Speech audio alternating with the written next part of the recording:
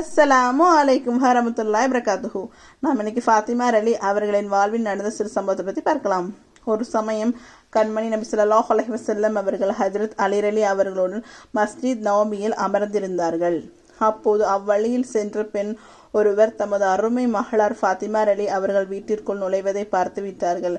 அலியே, உமது வீட்டிற்குள் வயது நிறைந்த பெண் செல்கிறார்களே, யார் அவர் என்று கேட்டார்கள். நபியுல்லா, அந்த வயதான பெண் உங்கள் அருமை திருமகளார் ஃபாத்திமா அலிதான் என்றார்கள்.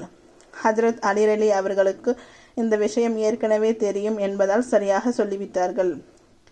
என் கண்மணி ஃபாத்திமாவா அது? எனக்கு கொஞ்சம் கூட அடையாளம் தெரியவில்லையே என்று நபி ஸல்லல்லாஹு அலைஹி வஸல்லம் அவர்கள் மிகவும் ஆச்சரியப்பட்டார்கள்.